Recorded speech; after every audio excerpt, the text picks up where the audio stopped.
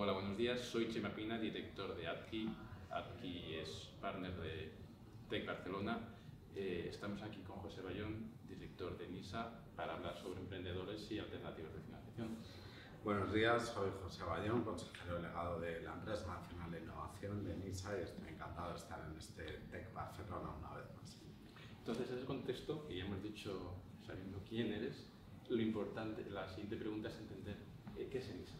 Bueno, NISA decía que es, por sus siglas, la Empresa Nacional de Innovación, es una empresa pública, estatal, adscrita al Ministerio de Industria, Comercio y Turismo, al Gobierno de España, a la Dirección General de Industria y PYME, en el lado de PYME, y resumiendo es un instrumento de apoyo al emprendimiento y a la PYME innovadora, un instrumento que hasta la fecha ha financiado cerca de 7.000 empresas, 6.900 empresas, muchas de ellas están aquí en este Tech Barcelona, startups, pero también pymes innovadoras por un importe de 1.200 millones de euros. Perfecto. Has comentado que financiar pymes innovadoras, ya entendemos el tipo de empresa, pero entrando más en detalle, por tipología, ¿qué tipo de proyecto es el que es susceptible de acudir a NISA para solicitar financiación? Bueno, tenemos dos tipos de proyectos principales. Uno que son, digamos, startups, en el sentido estricto de la palabra, empresas muy tecnológicas de reciente creación, en la fase de capital semilla,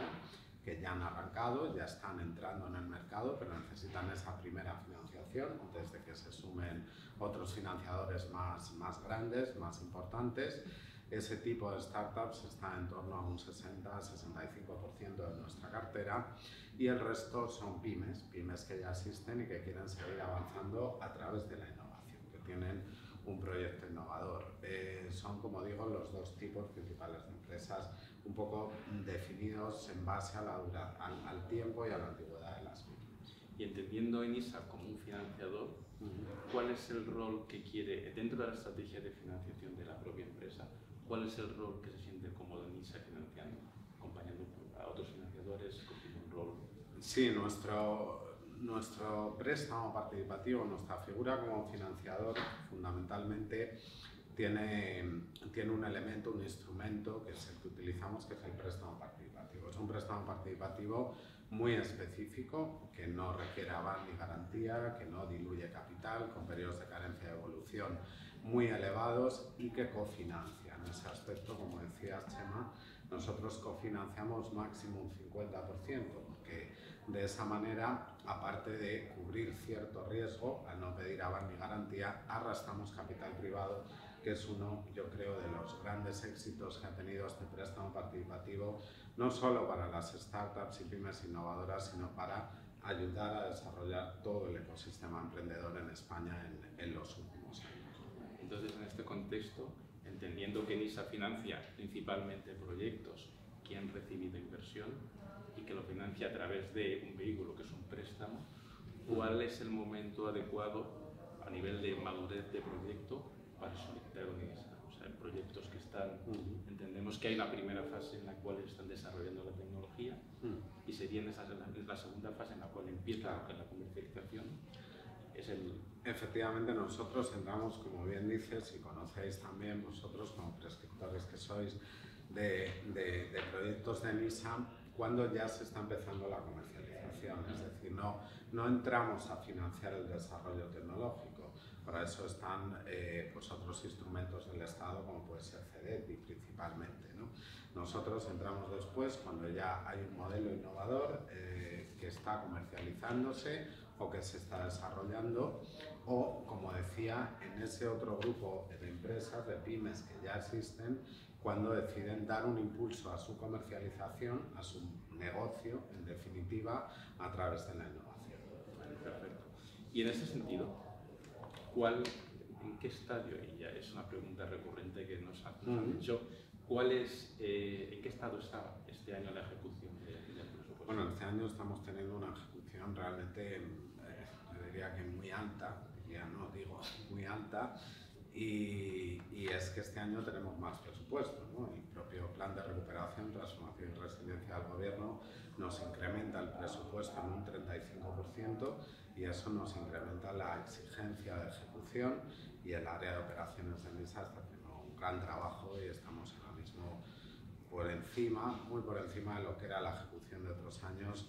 Este año superaremos seguro los 100 millones de euros aprobados por primera vez y yo creo que seguiremos creciendo en base a la demanda real que existe, ¿no? que es lo importante. Perfecto. Y en este sentido, viendo todos los proyectos que están pasando por las mesas de vuestros analistas, ¿cuáles serían, o podrías decir, que son los sectores estratégicos o los sectores que tienen más peso a la hora de pedir o apoyarse en ENISA como fuente de financiación? Siempre nos preguntáis por sectores y siempre me cuesta responder, porque yo creo que el concepto sector está muy diluido ahora mismo, ¿no? Estamos viviendo una revolución doble, digital por un lado y ecológica por otro, y eso está transformando, es transversal totalmente a cualquier sector, está transformando todos los sectores de actividad y entonces es difícil que no tenga algo, que no tengamos una empresa que tenga que ver con digitalización, ¿no? Pero bueno, evidentemente sectores como desde luego la salud, en fin, los modelos de vida, aplicaciones de nuevos hábitos, por supuesto, relacionados con sostenibilidad de todo tipo, movilidad y por supuesto digitalización de manera transversal, también digitalización de la industria y de otros muchos. Como digo, el concepto en sí mismo del sector, por la propia digitalización, al ser tan transversal, pues se diluye mucho, ¿no? Pero yo creo que más o menos esto que he comentado es donde ahora mismo tenemos más operaciones y más actividad. Vale. Y ya un poco complementando todo lo que hemos hablado, ¿qué opinas, y cambiando de tercio, qué opinas sobre la ley de startups? Bueno, ENISA, aparte... ¿Y qué rol va a tener ENISA con la nueva ley de startups? Casi va a empezar por ahí, ¿no? Porque se pregunta, tiene el sentido de que se pregunte a ENISA por la ley de startups, porque además de ser un instrumento de financiación, en definitiva somos un instrumento de política, ¿no? del Estado, de política pública de apoyo al emprendimiento y la innovación. La financiación es un recurso fundamental, pero hacemos más cosas, ¿no? Y dentro de esas más cosas es donde hemos recibido un encargo pues, muy directo y muy importante, en este caso del Ministerio de Economía, de la Secretaría de Estado de Digitalización e Inteligencia Artificial, para ser el organismo certificador dentro de la ley de startups. Además también estamos desarrollando la marca España, Nación Emprendedora, y estamos bueno, pues, trabajando en la Oficina Nacional de Emprendimiento conjuntamente con otros organismos del Estado, ¿no? Dentro de todas estas políticas, también en definitiva de PYME, ¿no? y de innovación del Gobierno de España, la ley de startups tiene un papel fundamental.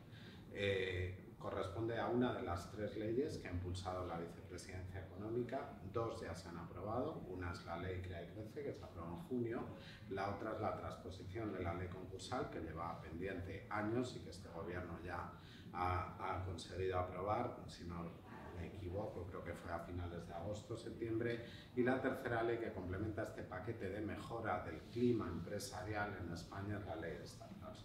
Una ley que es única en Europa, porque no hay ningún país que tenga una ley de startups, eso ya en sí mismo marca la relevancia y la importancia que le da este gobierno al emprendimiento, pero aparte de eso es una ley que recoge aspectos muy demandados por el sector. Se ha escuchado, de hecho pasó una primera vez por Consejo de Ministros el año pasado en marzo y una segunda después de audiencia pública en diciembre, recogiendo muchas mejoras. Se ha elevado lo que es el importe, la cuantía de las stock options para desgravaciones fiscales, una demanda de mucho tiempo. Se reduce el impuesto de sociedades, se reconoce la figura de startups. En definitiva, se mejora el clima empresarial y se mejora sobre todo la política de emprendimiento, haciendo de España un país pionero en todo esto, ¿no? Actualmente somos el 6º mejor país para emprender, según el Observatorio Global de Emprendimiento, el GEM, y queremos seguir avanzando en esa dirección.